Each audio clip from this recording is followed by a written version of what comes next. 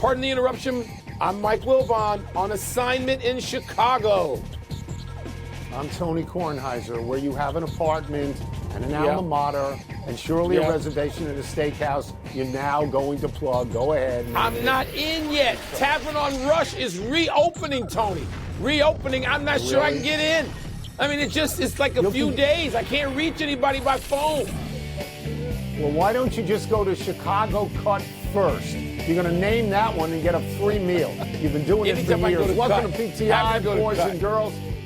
In today's episode, Kirk Cousins goes off. The Jets and Vikings kick off Sunday's NFL slate. And Tim Kirkchin joins us to preview baseball's divisional series.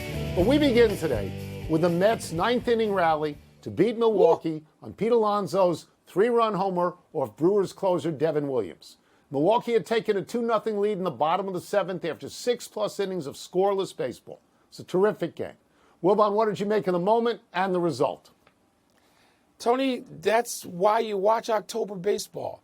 For people who say, oh, baseball's boring, I just want to scream at them and say, shut up. Watch long enough and shut up. And just watch how tense it is. And that tension, when it gives way to drama late in these October games, you know there's nothing like it. Our childhood times were filled with these things. And even if there's only a handful, I'm not old enough to have seen, well, I maybe saw it, but I don't remember Bill Mazeroski hitting a home run in the World Series to beat the Yankees. But these moments that pop up in baseball, like yesterday, the thing is, it's early in the playoffs. It's not the championship series. It's not the World Series, but it's still dramatic. It's still a scream out loud moment between two teams I personally dislike.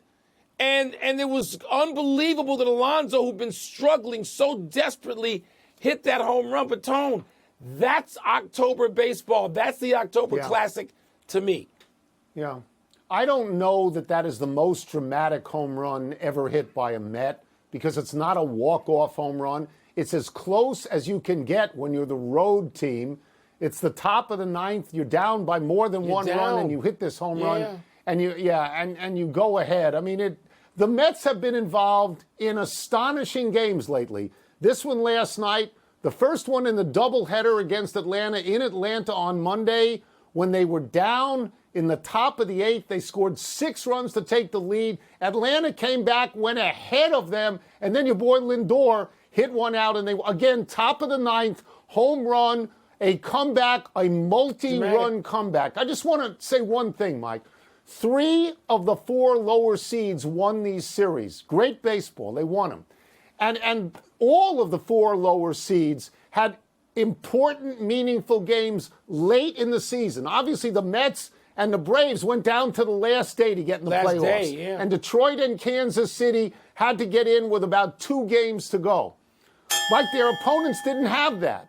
Baltimore didn't have that. Milwaukee didn't have that. Houston didn't have that. They were locked into their seedings.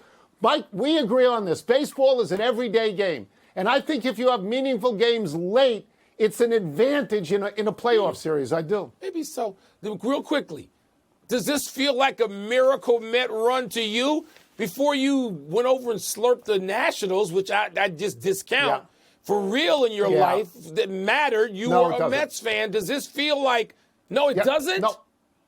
No, it doesn't. It doesn't. Really? It doesn't quite yet. They're a very hot team right now, but the Miracle Mets had pitching, that was great, dependable pitching all the time. Yeah, Hall of Fame pitching.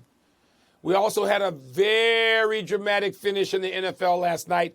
The Buccaneers appeared to have beaten the Falcons. I turned the TV off when Levante David intercepted Kirk Cousins with a $1:44 left. But Tampa went 3 and out, and the Falcons drove and forced overtime with a 52-yard field goal. Then in OT, Kirk Cousins connected with Kadero Hodge for the win. For 45 of Cousins' 509 yards passing on the night.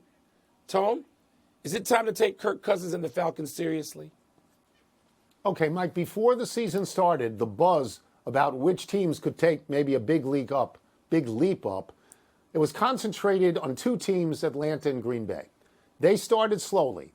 Atlanta started out 0-1 and then 1-2. Green Bay started out 0-1 and lost their quarterback for a little while. So that narrative was put on the shelf. Essentially, in Atlanta, it's all about Cousins. Could he come back from an Achilles tear, right? And could he be a great quarterback? And in the first game, he looked terrible. He only gained 155 yards in the air. Last night showed you what he can do and why he might be worth the money. He completed 42 passes, 28 of them to just 3 receivers who were his favorite targets on the night. He had 4 touchdown passes in the game and a ton of yards. As you mentioned, 509 yards. No Atlanta quarterbacks ever had that many, and Cousins at 3 different teams had never had that many. Look, they got a great running back. They got pretty good receivers. The only thing that held them back last year was the lack of a quarterback. Maybe they have one. Yeah, Tony, what was amazing to me about Cousins is, and he admitted this, and you could see it when they ISO'd, all these games that Cousins has played in, he's not planting on his back foot.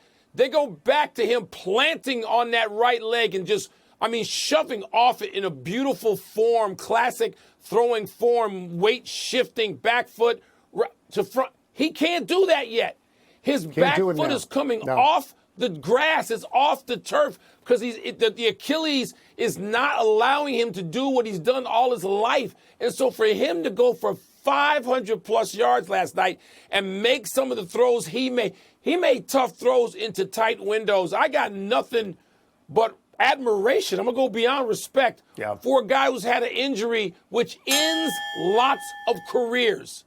And not only is he not letting it end his, he's playing right through it the best he can and compensates in whatever way he can. Amazing to me that Cousins is doing this. Amazing. I'll tell you this. I heard an amazing stat today. I hope it's true. They've won 3 games this year. They've been behind in all 3 in the final minute. Yes. They've been behind. He's down all the time. A lot of that's Cousins. Unbelievable. A lot of that's Cousins. Let's stay in the NFL and look forwards instead of backwards.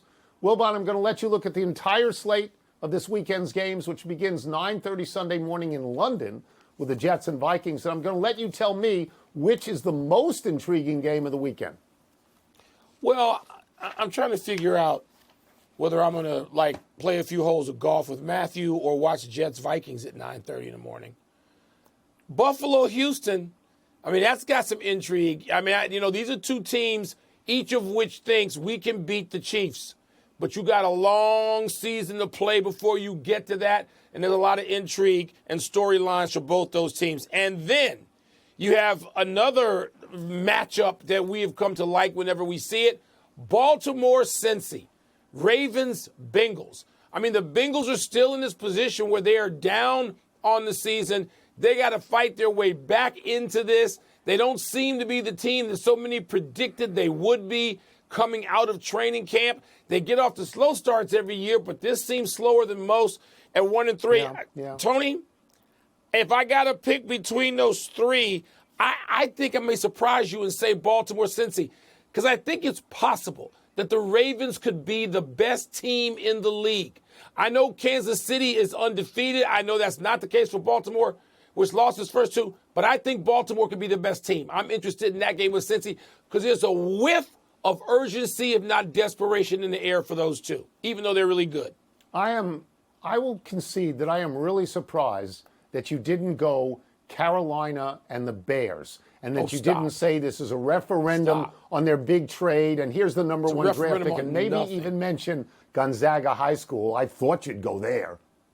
I will mention the Jets and the Vikings in this sense. If the Jets lose this game, I don't think we have to talk about them anymore. On that same vein, if I'll mention Dallas at Pittsburgh, if the Cowboys lose, I don't think we have to talk about them anymore. Yeah. I agree with you on the game in Houston, because although both those teams, Buffalo and Houston, are 3-1, they got pounded lately. Each one of them. Minnesota pounded Houston and Baltimore pounded Buffalo. So I am with you that it is Baltimore against Cincinnati, at Cincinnati. Cincinnati's already lost at home to New England, a bad team. They lost to Washington, a surprising team at this point, but they are 1-3. And Mike, I think in a division game, if they go 1-4, I think they're done.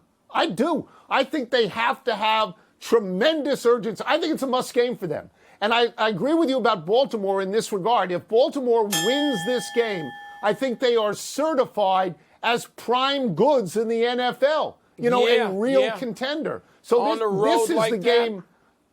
This is the game that jumps out at me too. It does. Yeah. It really does. Let's take a break. Coming up, what sort of a challenge do the Royals present to the Yankees? We will ask Tim Kirkchin. We'll also ask him what intrigues him most about Padres, Dodgers. Tony, what would Get Up and First Take do if they don't have the Jets and the Cowboys? Do they Here's just what go they on should hiatus? do. Hiatus? Here's Is that what they do? should do. They ought to show this guy, John Boy, who thinks that there was a tipped pitch last night. So shout out to him. I watched that whole thing. Pardon the Interruption is presented by the refreshing taste of...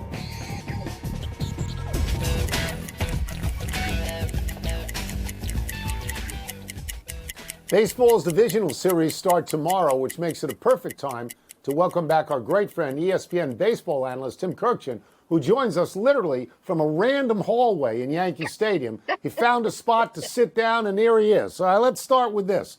You're at Yankee Stadium, obviously, for the Yankees and the Royals. The Yankees are by far the starrier team. There's no question about that. Big stars. What challenges, though, do the Royals present for the Yankees? Well, the Royals have four really good starting pitchers that just dominated the Orioles. They scored one run in 2 games in Baltimore. Plus, they have a closer in Lucas Erceg who throws 100 miles an hour with a great changeup. Salvador Perez, their catcher, is probably going to be in the Hall of Fame one day. And Bobby Witt Jr., their shortstop, is one of the best players in the game. He's going to finish second in the MVP this year. Plus, they are a young, hungry team. They put the ball in play more than any team in the American League, and then they just run. They are a pain in the neck to play, as the Orioles can tell you. Tim, of course, my Cubbies are nowhere near the postseason, so I am just reveling in the Midwest matchup between the Tigers and Guardians. The Tigers were deadline sellers. How in the heck are they still in this, and how do you see the matchup between Cleveland and Detroit?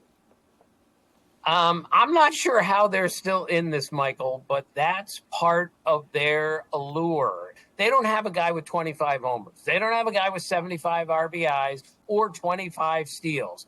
They are so anonymous in so many ways that it's hard to match up against them.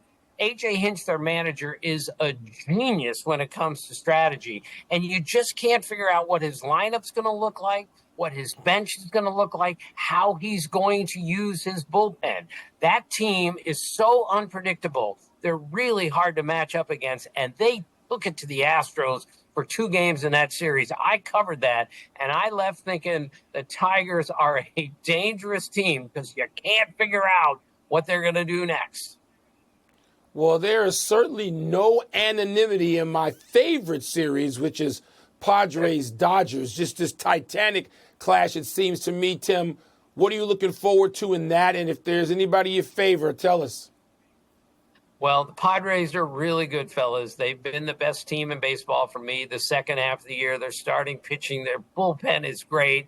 They put the ball in play more than any team in the National League. But to me, this series has to come down to Shohei Ohtani, who's in the playoffs for the first time. And this year, not being able to pitch, it's like he said, all right, what can I do that nobody else has ever done? So he goes 50-50 rather easily. He almost wins the Triple Crown. Now I think his eyes are now set on doing something that maybe no one's ever done in the postseason before. This guy, you can't take your eyes off him. So that to me is the most intriguing thing. What will Ohtani be like in his first postseason series? All right, Tim, we're going to get you out of here on this. The last series out there, the Mets and the Phillies, they have never met in the postseason, though obviously they meet all the time in the same division. Do you see a big disparity between these teams? No, I don't. I think the Mets are really good right now and have tremendous momentum. To me, the difference, though, is that the Phillies are rested. The Mets have been through an exhausting emotional week, playing a doubleheader on Monday, then having to go to Milwaukee. They have to be tired, whereas the Phillies are totally rested, and they have Zach Wheeler, their best pitcher. They have all their pitchers lined up, and their lineup is really good too. But to count out the Mets after seeing what they did this week in that doubleheader with that amazing win and then winning game 3 against the Brewers. They have some destiny working in their favor, but I still like the Phillies because I think they're a slightly better team. I feel like an idiot because I didn't bring my jacket in and I could have held it up while you were talking. Thanks as always, Enough Tim. of the Thank jacket. you. Thanks, Tim. Can't wait to hear you on the call. All right. Thanks, fellas. Talk to you soon. You know that Tim Kirchin is the avocado king of Maryland. Knows more about avocados than anyone. Let's take one last break. Still to come, PTI's super guest Terry Francona comes out of retirement to manage again. Good to hear. And will the Liberty eliminate the Aces in Vegas tonight? Tony, I've never had an avocado. Never. I won't eat it. Yeah. I will not allow avocado to pass my lips. Won't have it. Well, you don't eat anything green, right? You don't eat anything green. Pretty Well, much, greens, beans, lettuce, that's about it. That's about the list. The Interruption is presented by the refreshing taste of Twisted Tea Hard Iced Tea. Please drink responsibly. Part of Happy Hour. Happy time, people. Happy 80th birthday, Tony La Russa. La Russa won 1 World Series managing the Oakland A's and 2 World Series managing the St. Louis Cardinals. His recent second stint managing the Chicago White Sox did not go as planned, but La Russa has won 2,884 games, which puts him second all-time, behind only Connie Mack, who never got fired because he was a part owner of the team he managed, the Philadelphia A's. La Russa's teams lost 2,449 games, so in all, La Russa managed 5,387 Major League games. That is a tremendous amount of sunflower seeds. Among the great players La Russa managed were Mark McGwire, Jose Canseco, Ricky Henderson, Dennis Eckersley, Albert Pujols, Yadier Molina, Scott Rowland, Carlton Fisk, Harold Baines. Tony La Russa's first stint with the White Sox went pretty darn well. After a long dormant period from like 1959 to 1983, that's when La Russa resuscitated the White Sox, got them in the playoffs. They lost to the Orioles, who won the World Series, as you remember that year. But he had some exciting White Sox teams. You mentioned Carlton Fisk. That worked out well. The second stint, here in Chicago, we just sort of tend to ignore that one. There's a reason he's in the Hall of Fame. He's one of the greats Yes, of all there time. is. Happy anniversary, Jared Goff.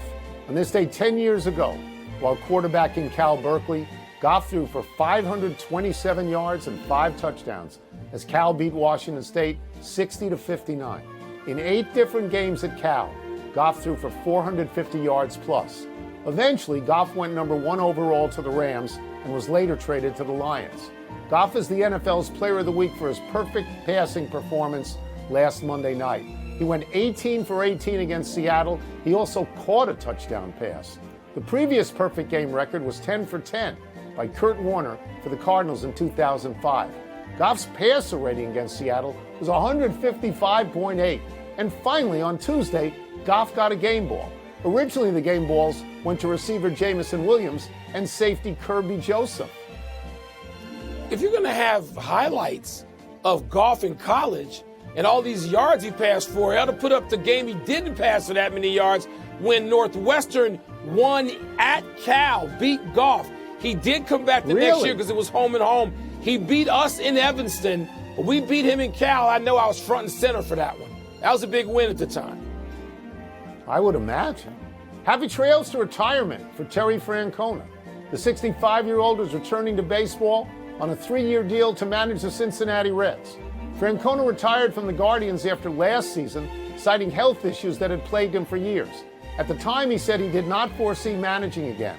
The Reds have a bunch of young talent. They finished below expectations at 77 and 85. Francona guided the Red Sox to 2 titles before managing Cleveland. He currently sits 50 wins short of 2,000.